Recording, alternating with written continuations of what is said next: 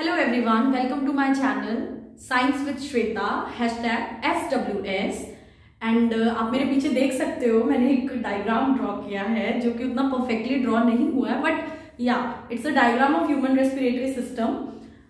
Already we have discussed lot of systems like excretory system, nervous system, circulatory system यानी कि human heart.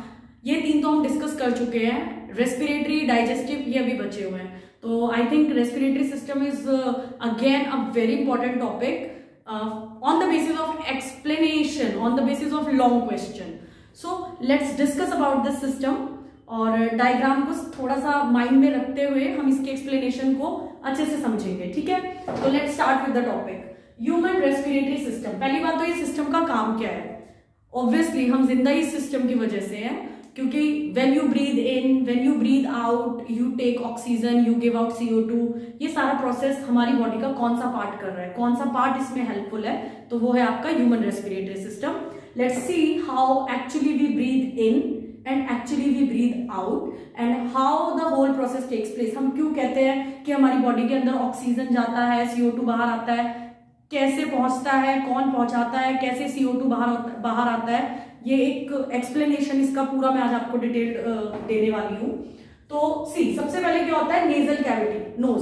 सबसे पहले when you breathe इन, हम कभी भी मुंह से सांस नहीं लेते और जो लोग मुंह से सांस लेते हैं उनको अवॉइड करना चाहिए क्योंकि when you breathe in through nose, when you breathe in air contain so many impurities. Air में आपके ऑक्सीजन तो आप ब्रीथ इन कर ही रहे हो, साथ में उसमें और भी बहुत चीजें हैं. उसमें डस्ट है, उसमें इम्प्योरिटीज हैं, बैक्टीरिया है, जर्म्स है, काफी कुछ है.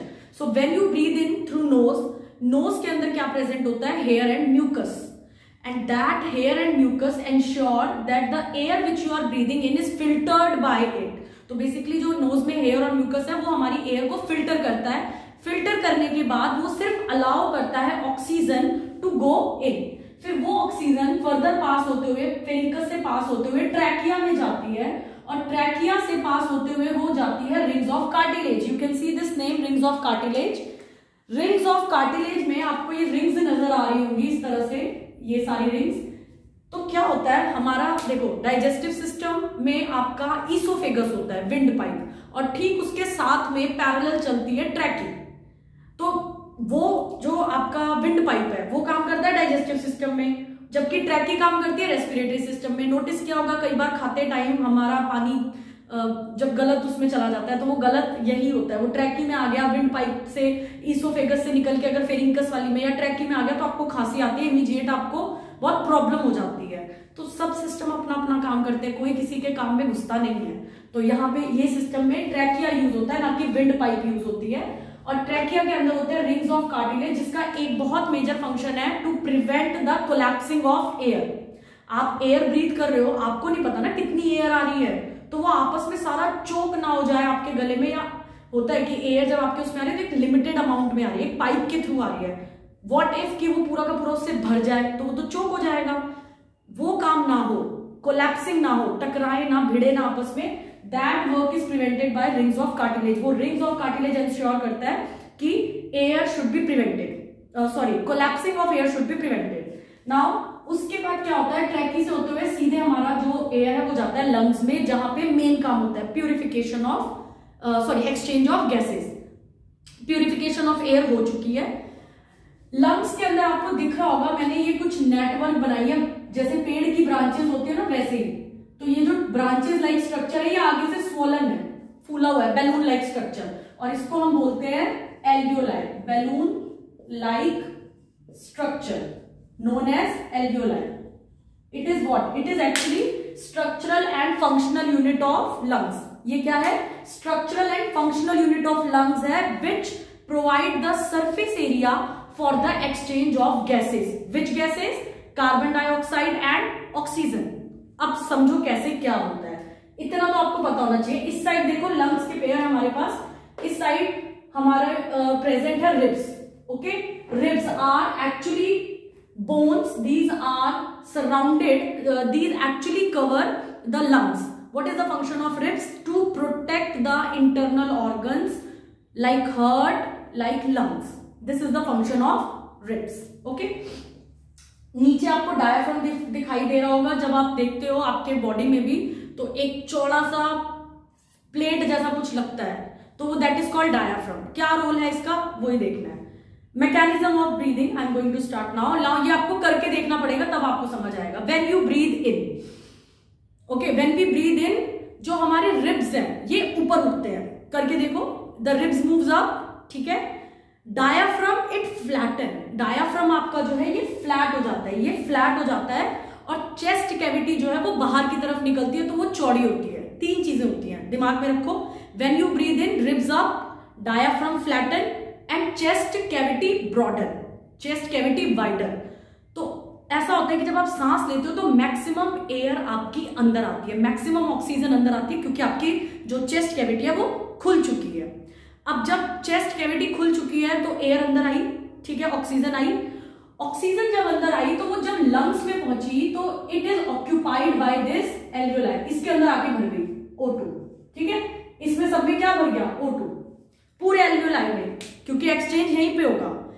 अब ऑन दी अदर हैंड आपकी बॉडी का सारा CO2 जो है वो कलेक्ट हो रहा है, और जब आप ब्रीद आउट करते हो, साथ ही तो करते हो, ऐसा तो है नहीं सांस लेके आप रुक जाते हो, अब 1 घंटे रुके हुए, नहीं, तुरंत ही तो आप सांस छोड़ते भी हो। सो when you breathe out, your ribs moves down, your diaphragm again up, diaphragm lift up होता है, और चेस्ट कैविटी कॉन्ट्रैक्ट होती है। तीन चीज होती है, अपोजिट हो जाता है, ठीक है। अब क्या होगा, जब आप ब्रीद आउट कर रहे हो तो हमारी चेस्ट कैविटी सिकुड़ी, कॉन्ट्रैक्ट हुई, तो जो भी CO2 था बॉडी में, यानी कि जो इम्प्योर गैस है, ठीक है, CO2, वो एल्वियोलाई से एक्सचेंज हो गया। क्या है कि जब ऑक्सीजन को अंदर आना था उससे पहले इसमें ऑलरेडी क्या प्रेजेंट थी, CO2। जैसे कह लो कि कमरे में ऑलरेडी 10-12 लोग हैं और आपको पहले उनको निकालना है और तब आप उसमें जाओगे। द सेम वे जब ऑक्सीजन अंदर आएगी तो एल्वियोलाई में पहले से CO2 भरा हुआ है, लेकिन जब आपने ब्रीद इन किया, साथ ही आपने सांस छोड़ी, तो सारी CO2 जो है उसमें से निकल गई और O2 ने वो जगह ले ली, ठीक है।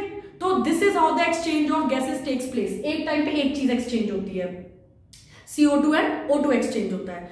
एक चीज का ध्यान रखना है इसमें कि जब एक्सचेंज होता है तो एक टर्म है रेजिड्यूअल वॉल्यूम, रेजिड्यूअल वॉल्यूम, इसका मतलब हुआ बची हुई, यानी कि जब ऑक्सीजन निकल रही है, अब क्या है, ऑक्सीजन एल्वियोलाई में तो रहेगी नहीं, हमारे तो हर बॉडी पार्ट को ऑक्सीजन चाहिए, तो जब एल्वियोलाई से ऑक्सीजन निकलती है तो आप कह लो 85%, 90%, 80% ऑक्सीजन जाती है, लेकिन 20% of oxygen is present already in alveoli as a residual volume, बची हुई, यानी पूरी तरह से खाली नहीं होता है। और इसी तरह से जब इसमें से CO2 निकलता है ब्रीद आउट के टाइम, तो पूरी तरह से CO2 नहीं निकलता है, थोड़ा बहुत CO2 एल्वियोलाई के अंदर ही रहता है। And this is how the exchange mechanism takes place.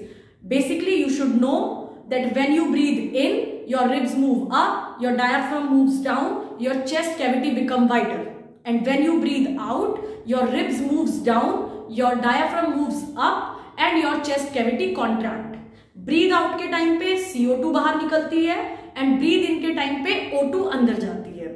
This is how the breathing mechanism takes place. Simple, easy, and the whole function is done by alveoli. That's why it is a structural and functional unit of lungs.